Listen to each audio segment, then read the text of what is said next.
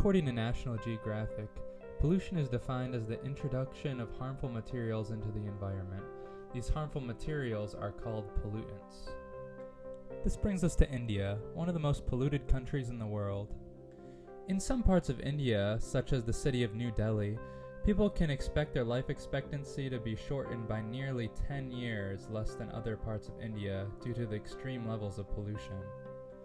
With a countrywide population of 1.4 billion people, it's near impossible to control everyone's personal actions that impact pollution, so it's imperative to reveal the impacts of pollution on a wider cultural scale to reveal how devastating its impacts can be. Business Insider reports India to be the 8th most polluted country globally, with 39 out of 50 cities being severely polluted. New Delhi, the capital of India, currently holds the title of the world's most polluted city, with an estimation of more than 30,000 deaths from air pollution annually. Some of the most common respiratory illnesses in India caused by pollution include lung diseases such as chronic obstructive pulmonary disease and asthma bronchial infections.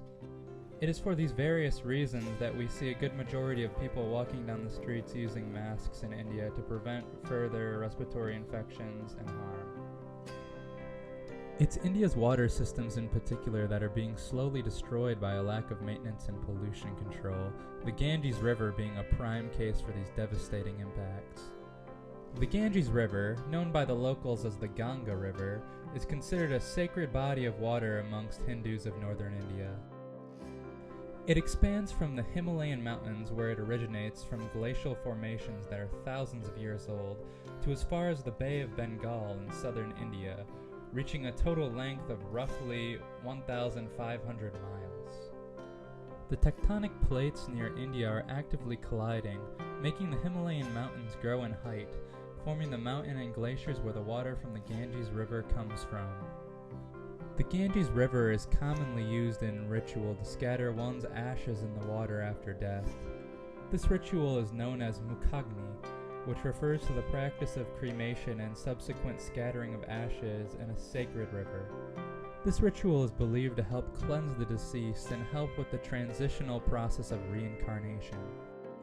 Along the lines of cleansing oneself, bathing in the Ganges River is believed to be a form of penitence, to improve one's karma and wash away sins. This is because for locals, the Ganges is not just a river, but also a goddess, Ganga, who was brought down to earth from her home in the Milky Way by Lord Shiva. Despite the river having great religious significance, it is highly polluted. Each day, over 1 billion, that's right, 1 billion gallons of sewage are dumped into the river. According to Geographical, the river is polluted with waste from chemical plants, tanneries, and even human waste from hospitals. The river is regarded as one of the world's most polluted rivers for these reasons. As mentioned previously, the life expectancy of people living in India is shortened due to the level of pollutants in the air. However, the more pertinent issue is the importance of the river to nearly 500 million people that rely on it daily for water supply. It has also been confirmed by the Uttar Pradesh Pollution Control Board, also known as the UPPCB, that the Ganges is unsafe for people to bathe in, as it can expose oneself to high levels of coliform bacteria, primarily fecal coliform. Additionally, a correspondent from India named Fred de Sam Lorenzo claimed that in addition to taking ritual baths, people also sip water while reciting prayers, to which drinking the contaminated water directly puts people at risk for developing waterborne diseases like cholera and typhoid. Common symptoms of these bacterial infections include diarrhea and nausea. After death, Hindus believe that the physical body serves no purpose and therefore does not need to be preserved. They choose to cremate their loved ones as they believe it's the quickest way to release the soul and help with reincarnation. As indicated by the NMCG, the dirty river is affecting numerous animals living in the river. For example, river otters, birds, and turtles. Although several species in and around the Ganges River are at risk, the most at-risk animal at the moment is the Ganges River dolphin. As stated by the World Wildlife Fund, or the WWF, there used to be many dolphins in the river.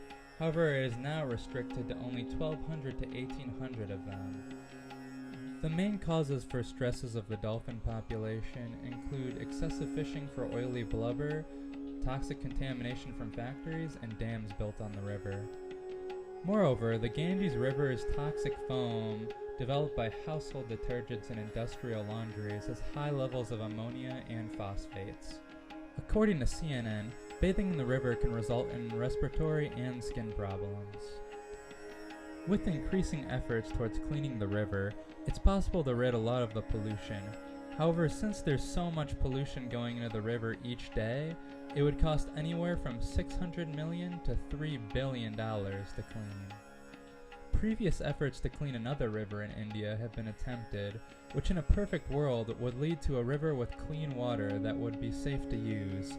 However, ultimately the river still remains just as polluted as before. The river in question is the Sabarmati River, and it was enforced to be cleaned by the Prime Minister Modi. His policies seemed to be good-natured, but he did remain adamant on the implementation of coal power, which tends to pollute rivers heavily. India has recommended the use of flesh-eating turtles to get rid of the human compost found in the river. It can be said that politicians refuse to acknowledge the issue, as seen by this video of a chief minister of a region of India drinking water from a polluted river. While this river differs from the Ganges River in several ways, it can be evident that the overall idea of neglecting the safety and quality of water remains. I'm here with Professor Marahong Limbu. What is your stance on pollution? Pollution? Yes. I hate pollution. Yeah. Yeah, do you want me to say a little bit more? Yeah, sure. Yeah, so especially pollution kind of causes a lot of problem, okay? Mm-hmm. So I kind of like think about Kathmandu city when you talk about pollution. When like I came to USA in 2004, it was really, really badly polluted city. Everyone was sick, so no one was doing good, but it's getting better. So pollution is really bad, okay, and that affects everything in your life cycle, especially in your wealth, in your health, overall development of the country. All right. Have you ever been impacted by pollution? Absolutely. How? Yeah, so I used to be a motorist. Like I used to have motorcycle in Nepal before 2004, and I used to drive every single day. And while I drove from home, I used to like wear good tie, good suit, everything was okay. But while I came back, and I used to carry at least, honestly, around 2 grams of sands every single day, okay? That's a big city, okay? And that should not have happened, but that happened, okay? And that used to make me sick every year, okay? By certain time. Sometimes I used to get sick all year long too, okay, yeah. Wow. And that one thing, that's a regular pollution, and like industrial pollution is a different thing, okay, and that even like causes cancer, okay. And so yes, I was kind of like directly affected by city pollution in Nepal. All right. Growing up in Nepal, did you notice the difference between the pollution in India and Nepal since you were neighboring India? I didn't go to India's like big cities, so I went to only Darjeeling and not like that's like West Bengal, so they were pretty clean cities, okay.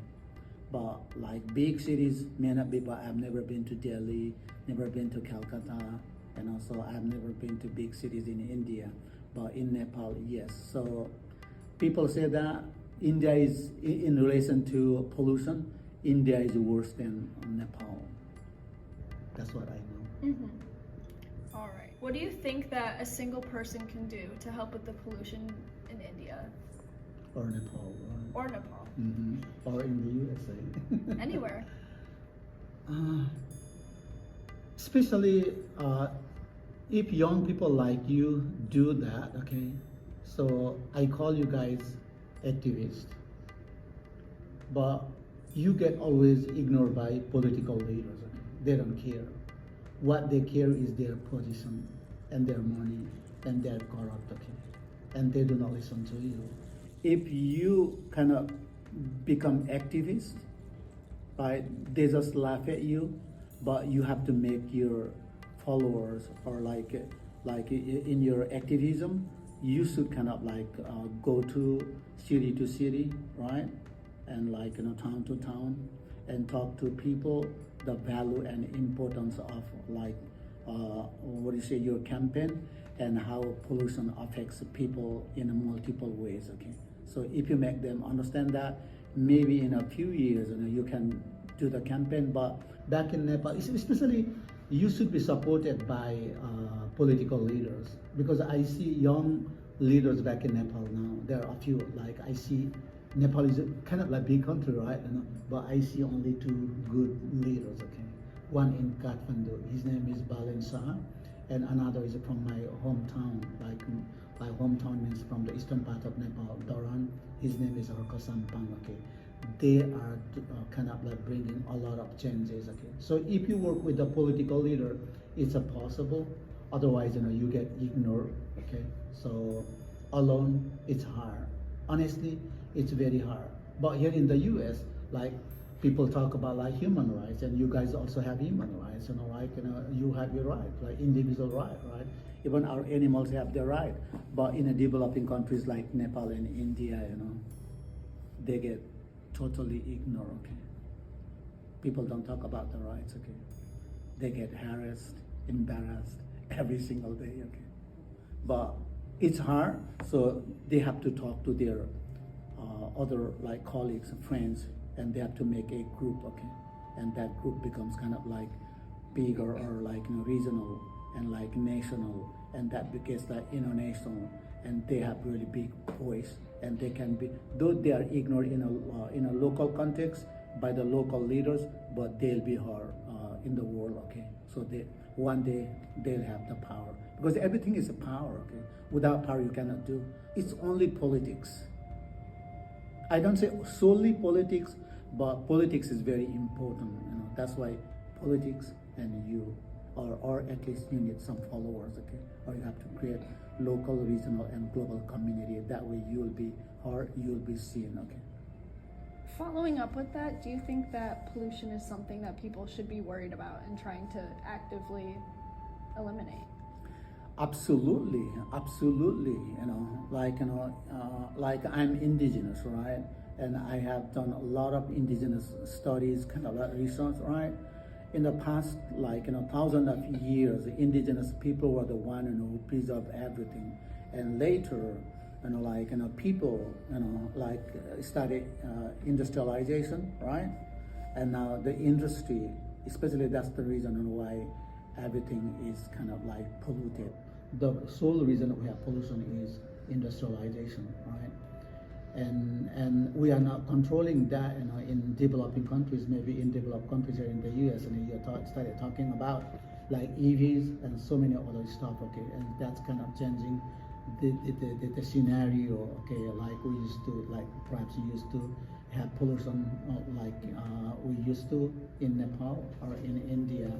So yeah, so this thing is very important, okay?